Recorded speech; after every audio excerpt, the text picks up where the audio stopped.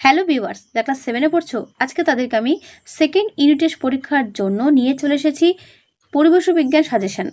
আজকে তোমাদের বলে দেবো পরিবেশ বিজ্ঞানের কোন কোন চ্যাপ্টার থেকে কোন কোন প্রশ্নগুলো ভালো করে দেখে গেলে অনায়াসে তোমরা পরীক্ষাতে 50-এ 50 পাবে। হ্যাঁ, তোমরা ঠিকই শুনেছো। তোমাদের সিলেবাসে কোন কোন চ্যাপ্টার রয়েছে ভালো করে প্রথমে দেখে নাও। রয়েছে আলো, চুম্বক, তড়িৎ, পরিবেশ বান্ধব, শক্তির ব্যবহার এবং পরিবেশের সজীব উপাদানের গঠনগত বৈচিত্র্য ও কার্যগত প্রক্রিয়া। এই 5টা অধ্যায় থেকে তোমাদের এবার সেকেন্ড ইউনিট টেস্ট পরীক্ষাটা 50-এর মধ্যে হবে। এই 50-এ 50 যদি পেতে চাও অবশ্যই ভিডিওটা প্রথম থেকে শেষ পর্যন্ত দেখো, তাহলেই হবে। চলো শুরু করছি। তো দেখো, আলো থেকে কি কি প্রশ্ন করবে। আলো কি? আলোক উৎস কাকে বলে? এটি কয় প্রকার ও কি কি? সপরভ অপরভ বস্তু বলতে কি বোঝায়? উদাহরণ দাও। সংজ্ঞা লেখো। বিন্দু উৎস, বিস্তৃত উৎস। এই যে প্রশ্নগুলো দেখালাম সমস্ত উত্তরটা এখানে পরপর রয়েছে। ভিডিওটা স্কিপ করো না, পরপর দেখতে পাবে প্রত্যেকটার উত্তর।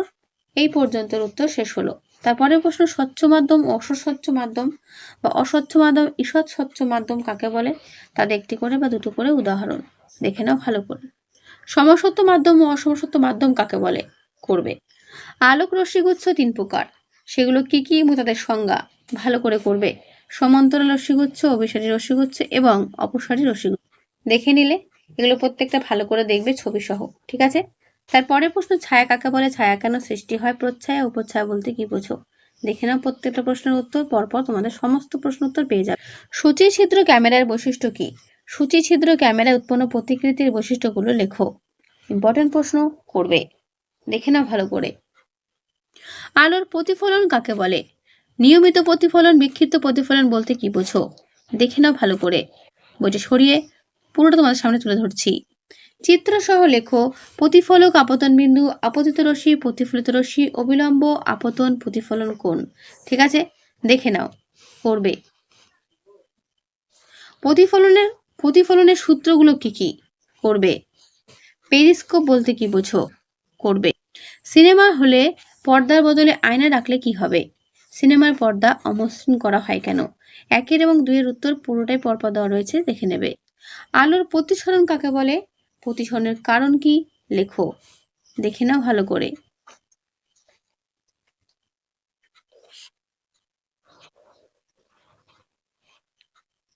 এর পুরো উত্তর এই পর্যন্ত শেষ হলো। লঘুতর মাধ্যম থেকে ঘনতর মাধ্যমে আলোক রশ্মির প্রতিসরণ একটি চিত্রের সাহায্যে দেখাও। ভেরি ভেরি ইম্পর্টেন্ট প্রশ্ন করবে। এর পুরো উত্তর এই পর্যন্ত শেষ হলো। এর পরের প্রশ্ন, অ্যাম্বুলেন্স কথাটি অ্যাম্বুলেন্স গাড়িতে উল্টো করে লেখা থাকে কেন? ভেরি ভেরি ইম্পর্টেন্ট প্রশ্ন করবে। আলোর বিচ্ছুরণ কাকে বলে? বিচ্ছুরণ হয় কেন? প্রিজমের সাহায্যে সাদা আলোর বিচ্ছুরণ কিভাবে ঘটানো সম্ভব তা চিত্র সহ ব্যাখ্যা করো। এখানে এটা কিন্তু বড় প্রশ্নের জন্য ইম্পর্টেন্ট রয়েছে, তাই ভালো করে দেখবে। বর্ণালী কাকে বলে? বর্ণালী কয় প্রকার ও কি কি? সংজ্ঞা লেখো। বিশুদ্ধ বর্ণালী, অশুদ্ধ বর্ণালী। দেখে না ভালো করে, বইটা সরিয়ে তোমাদের পুরো উত্তর দেখিয়ে দিচ্ছি, যাতে করে তোমাদের উত্তর করতে কোন রকম কোনো অসুবিধা না হয়। অতিবেগুনি রশ্মি কি? মানবদেহের ওপর অতিবেগুনি রশ্মির ক্ষতিকর প্রভাব লেখো। ইম্পর্টেন্ট প্রশ্ন। বায়ুমণ্ডল সূর্যালোকের অতিবেগুনি রশ্মির হাত থেকে জীবজগৎকে কিভাবে সুরক্ষিত রাখে? করবে। পরপর নাম্বার করে প্রত্যেকটা প্রশ্ন উত্তর দেওয়া রইলো, তাই এটা ভালো করে দেখে নিও, ঠিক আছে? কিছু পার্থক্য এখান থেকে করবে। নিয়মিত প্রতিফলন ও বিক্ষিপ্ত প্রতিফলনের পার্থক্যটা করবে, ইম্পর্টেন্ট আছে। কিছু অঙ্ক এখানে হাইলাইট করা রয়েছে, অঙ্ক দুটো ভালো করে দেখবে, এরকম অঙ্ক তোমাদের আসতে পারে। শর্ট কোশ্চেন কি কি করবে? হাইলাইট করা গুলো ভালো করে করবে, তাছাড়া কিছু করা দরকার নেই, শুধুমাত্র হাইলাইট করা প্রশ্নগুলো করলেই হবে। তাই বইটা সরিয়ে তোমাদের পুরোটা আমি দেখিয়ে দিচ্ছি কোন কোন প্রশ্নগুলো এখানে হাইলাইট করা রয়েছে, সেগুলো তোমাদের 1 নম্বরের জন্য ইম্পর্টেন্ট প্রশ্ন। ভালো করে দেখে নাও, এগুলো আমি আর পড়ছি না, তোমরা শুধুমাত্র দেখে নাও, দেখে নাও ভালো করে পুরো উত্তর।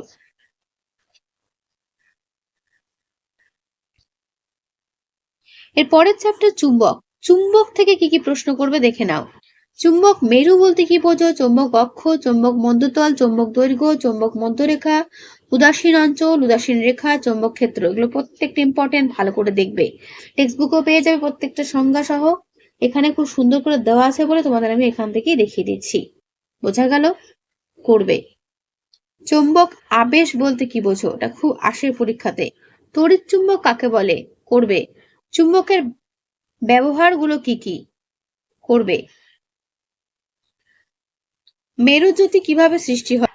প্রাকৃতিক চুম্বক, কৃত্রিম চুম্বকের পার্থক্য দেখে নাও ভালো করে। প্রাকৃতিক চুম্বক, কৃত্রিম চুম্বকের পার্থক্য। যে সমস্ত অঙ্ক এখান থেকে আসতে পারে সেই অঙ্কগুলো ভালো করে দেখে নাও। এইরকমই অঙ্ক তোমাদের দেবে। শর্ট কোয়েশ্চেন যেগুলো হাইলাইট করে দেখতে পাচ্ছ, ভিডিওটা পজ করে হাইলাইট করা প্রশ্নগুলি করবে। এর বাইরের কোনো কিছু করার প্রয়োজন নেই, হাইলাইট করা প্রশ্নগুলি ভালো করে করবে। দেখে নাও পুরো উত্তর। তড়িৎ বলতে কি বোঝায়, এর বিভিন্ন প্রকারভেদগুলো আলোচনা করো। অর্থাৎ এর পরের চ্যাপ্টার চলে এসেছি তড়িৎ। তড়িৎ থেকে কি প্রশ্ন করবে দেখে নাও। তড়িৎ প্রবাহ বলতে কি বোঝো, করবে। তারপরে প্রশ্ন বোতাম সেল বলতে কি বোঝো, প্রাথমিক কোষ কি, গৌণ কোষ কি, করবে। নির্জল কোষ কি, নির্জল কোষের ব্যবহার লেখো।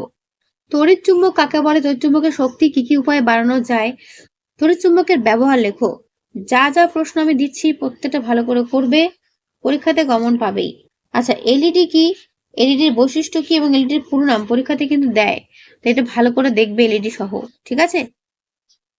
ফিউজ, বৈদ্যুতিক ফিউজ কি, ফিউজ তারের বৈশিষ্ট্য কি, ফিউজ তারের কার্যনীতি কি, ইম্পর্টেন্ট প্রশ্ন, করবে। এই পর্যন্ত উত্তর শেষ হল। বৈদ্যুতিক বাতির ফিলামেন্টের কি কি গুণ থাকা উচিত, বৈদ্যুতিক বাল্বের ফিলামেন্ট টাংস্টেন দিয়ে তৈরি হওয়ার কারণ কি, ভালো করে করবে। পরপর প্রত্যেকটা উত্তর পরপর কোয়েশ্চেনের নাম্বার দিয়ে করা আছে, দেখে নেবে। বৈদ্যুতিক ইস্ত্রিতে নাইক্রোম তার ব্যবহারের কারণ লেখো। হিটে নাইক্রোম তারটি কুণ্ডলী পাকানো অবস্থায় রাখা হয় কেন, করবে। শর্ট কোয়েশ্চেন কি কি করবে দেখে নাও। আমি চাই তোমরা প্রত্যেকেই পরিবেশ বিজ্ঞানে 50-এ 50 পাও, তাই যারা কি ভিডিওটা দেখছো তাদের একটাই রিকোয়েস্ট, প্রশ্নগুলো পাওয়া মাত্রই ভালো করে পড়া শুরু করে দাও, সময় কিন্তু বেশি নেই।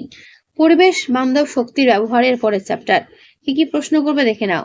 অনবীকরণযোগ্য শক্তি বা প্রচলিত শক্তির উৎস বলতে কি বোঝো, তার উল্টো নবীকরণযোগ্য বা অপ্রচলিত শক্তি বলতে কি বোঝো, শক্তির উৎস বলতে কি বোঝো, করবে। হাইলাইট করা হয়েছে যে দুটো, এই দুটো ভালো করে করবে, ঠিক আছে। পরিবেশ বান্ধব শক্তির প্রয়োজনীয়তা কি, ইম্পর্টেন্ট প্রশ্ন, করবে। পরিবেশ কাকে বলে, প্রাকৃতিক পরিবেশ ও কৃত্রিম পরিবেশ বলতে কি বোঝায়। জীবাশ্ম জ্বালানি কাকে বলে, উদাহরণ দাও। কয়লা পেট্রোলিয়াম কিভাবে উৎপন্ন হয়েছিল, প্রাকৃতিক গ্যাস কি, এলপিজি কি, কয়লা জ্বালানি তেল তৈরি হতে মোট কত কোটি বছর সময় লেগেছে, এগুলো সব ভালো করে দেখবে। কয়লার উৎপত্তি কিভাবে হলো দেখো, সুন্দর করে দেওয়া রয়েছে এখানে, গল্পের মাধ্যমে তুলে ধরেছে। পেট্রোলিয়ামের উৎপত্তি কিভাবে হলো, এগুলো ভালো করে দেখবে, ঠিক আছে। বইটা সরিয়ে তোমাদের পুরো উত্তর আমি দেখিয়ে দিচ্ছি। একটা কোশ্চেনের মধ্যে অ্যাটাচ করে সমস্ত কোশ্চেন একসাথে দিয়ে খুব ভালো করেছে, যাতে তোমাদের পড়তে সুবিধা হয়। আচ্ছা, এর পরের প্রশ্ন, জীবাশ্ম জ্বালানির ব্যবহার কমানো দরকার কেন, ইম্পর্টেন্ট প্রশ্ন, করবে। এর পুরো উত্তর তোমাদের ঠিক এই পর্যন্ত শেষ হলো। শক্তি সংকট কাকে বলে, শক্তি সংকটের সম্ভাব্য সমাধান কিভাবে সম্ভব, সে বিষয়ে আলোচনা করো। দেখে নাও পুরো উত্তর। সৌরকোষ, সৌর প্যানেল বা সোলার প্যানেল বলতে কি বোঝায়, এদের ব্যবহারগুলো উল্লেখ করো। দেখে নাও। সৌরশক্তি ব্যবহারের সুবিধা অসুবিধাগুলো কি কি, লেখো। বায়ু শক্তি ব্যবহারের সুবিধাগুলো কি কি, অসুবিধাগুলো কি কি, লেখো। জৈব গ্যাস ও জৈব শক্তি বলতে কি বোঝো। বায়োফুয়েল কাকে বলে, বায়োফুয়েলের ব্যবহার লেখো। এখান থেকে শর্ট কোয়েশ্চেন কোনগুলো করবে, যেগুলো হাইলাইট করা। হাইলাইট করা প্রশ্নগুলো পরীক্ষাতে কিন্তু খুব দেয়, তাই এগুলো প্রত্যেকটা ভালো করে কিন্তু দেখে যাবে, দেখে নাও ভালো করে। আমি যেগুলো দিচ্ছি সেগুলি ভালো করে করে যাও, তাহলেই হবে, এর বাইরে কোনো কিছু করার প্রয়োজন নেই, ঠিক আছে। দেখে নিলে। সিএনজির পুরো নাম কি, পরীক্ষাতে ভীষণ দেয়। দুটি পরিবেশ বান্ধব শক্তির উদাহরণ দাও, এগুলো খুব দেয়, তাই এগুলো ভালো করে দেখবে, ওকে। এর পরের চ্যাপ্টার পরিবেশের সজীব উপাদানের গঠনগত বৈচিত্র্য ও কার্যগত প্রক্রিয়া। দেখো কি কি প্রশ্ন করবে এখান থেকে। প্রথম প্রশ্ন, মূলের বিভিন্ন অংশগুলোর সংক্ষিপ্ত বর্ণনা দাও ও প্রধান অংশগুলোর কাজ লেখো। খুব সুন্দর করে মূলের ছবি এঁকে পাশে তার প্রত্যেকটা অঞ্চলের নাম ও তাদের কাজ দেওয়া রয়েছে, এটা ভালো করে দেখবে, ঠিক আছে। ইম্পর্টেন্ট আছে কিন্তু, বড় প্রশ্নের জন্য আসতে পারে যে আদর্শ মূলের বিভিন্ন অংশগুলোর নাম, গঠন ও কাজ লেখো, ওকে। পরীক্ষা তোমাদের 50-এর মধ্যে, তাই বুঝতেই পারছো এগুলো কিন্তু তোমাদের করতে হবে। একটা পাতা এঁকে পাতার বিভিন্ন অংশের নাম চিত্রাঙ্কন করো, এটাও কিন্তু পরীক্ষাতে দেয়, দেখে রাখবে। পাতার কাজগুলো কি কি সেটাও ভালো করে দেখে রাখবে, কি কি কাজ রয়েছে পাতার, ঠিক আছে। দেখে নিলে। এখানে বিভিন্ন মূলের নাম ও তাদের উদাহরণ, ঠিক আছে, এটা ভালো করে দেখে রাখবে। এখান থেকে তোমাদের শর্ট কোশ্চেন আসবে। আচ্ছা, মূলের কাজ কি, মূলের কাজটাও দেখে রাখবে। একটি আদর্শ কাণ্ডের বিভিন্ন অংশগুলো সংক্ষিপ্ত বর্ণনা, ছবি সহ, দেখে নাও। ছবি সহ কিন্তু এটা করতে হবে। একটি সম্পূর্ণ ফুল এঁকে ফুলের বিভিন্ন অংশের নাম তোমাদের করতে হবে, এটাও কিন্তু বড় প্রশ্নের ইম্পর্টেন্ট, এটাও করবে। অর্থাৎ ফুল বলতে কি বোঝো, ফুলের বিভিন্ন অংশের, অর্থাৎ জবা ফুলের বিভিন্ন অংশের গঠন ও কাজ, ঘুরিয়েও দিতে পারে, এইভাবেও দিতে পারে। তাই তোমাদের এগুলো বড় বড় প্রশ্ন অনুসারে পড়ে রাখতে হবে, যাতে তোমাদের ছোট ছোট প্রশ্ন যদি দেখ তোমাদের এখান থেকে তৈরি হয়ে যাবে। আমের গঠন এঁকে বা আমের লম্বচ্ছেদ দেখে তার নামগুলো চিত্রাঙ্কন করো। পরাগ মিলন কাকে বলে? পরাগ মিলনের প্রকারভেদগুলো সংক্ষেপে আলোচনা করো। দেখে নাও ভালো করে। ব্যাপন কাকে বলে? একটি পরীক্ষার সাহায্যে ব্যাপন প্রক্রিয়াটি বর্ণনা করো। জীবজগতে ব্যাপনের গুরুত্ব আলোচনা করবে। জীবজগতে অভিস্রবণের গুরুত্ব আলোচনা করো। অভিস্রবণ কাকে বলে এটাও করবে। অঙ্কুরোদ্গম কাকে বলে? অঙ্কুরোদ্গমের প্রকারভেদগুলো আলোচনা করো। উদাহরণ সহ দেখবে এগুলো পরীক্ষাতে খুব দেয়। ঠিক আছে, এই পর্যন্ত উত্তর শেষ হলো। কিছু পার্থক্য দেখবে, স্থানিক মূল অস্থানিক মূলের পার্থক্য করবে। মূল ও কাণ্ডের মধ্যে পার্থক্য দেখবে। রূপান্তরিত মৃদগত কাণ্ড, রূপান্তরিত বায়বীয় কাণ্ডের পার্থক্য। একক পত্র যৌগিক পত্রের মধ্যে পার্থক্য। স্বপরাগযোগ ইতর পরাগযোগের মধ্যে পার্থক্য। আর করবে একবীজপত্রী দ্বিবীজপত্রী উদ্ভিদ মানে বীজের মধ্যে পার্থক্য। ব্যাপন অভিস্রবের মধ্যে পার্থক্য। এখানে দেওয়া হাইলাইট করা প্রত্যেকটা শর্ট কোশ্চেন তোমাদের কিন্তু পড়তে হবে 1 নম্বরের জন্য। তাই যা যা প্রশ্ন হাইলাইট করে দেখতে পাচ্ছ ভিডিওটা পজ করে প্রত্যেকটা প্রশ্ন ভালো করে একবার দেখে নেবে। এগুলো সব 1 নম্বরের জন্য কিন্তু ইম্পর্টেন্ট। ওকে, তো এই হলো তোমাদের পুরো পরিবেশ বিজ্ঞানের 50 নম্বরের সেকেন্ড ইউনিট টেস্ট পরীক্ষার সাজেশন। আশা করি প্রত্যেকে বুঝতে পারলে। যেগুলো তোমাদের সামনে আমি তুলে ধরলাম প্রত্যেকটা প্রশ্ন সহ উত্তর ভালো করে করবে। পরীক্ষাতে প্রত্যেকের 50-এর ঘরে নাম্বার পাবে, এটুকু আমি গ্যারান্টি দিয়ে বলতে পারি। তো আজকের ভিডিওটা কেমন লাগলো অবশ্যই কমেন্টে জানিও। ভালো লাগলে লাইক করো ও বন্ধুদের কাছে শেয়ার করে দিও যত পারো। এর আগেও তোমাদের ক্লাস 7 অন্যান্য সাবজেক্টের ভিডিও দেওয়া আছে, সাজেশন ভিডিও। যদি তোমাদের ভালো লেগে থাকে অবশ্যই চ্যানেলে এসে দেখে নিও। আর যদি নতুন হয়ে থাকো নেক্সট ভিডিওগুলো পাওয়ার জন্য অবশ্যই সাবস্ক্রাইব করে রাখতে ভুলো না। তো আজকে এখানেই দেখা হচ্ছে নেক্সট ভিডিওতে।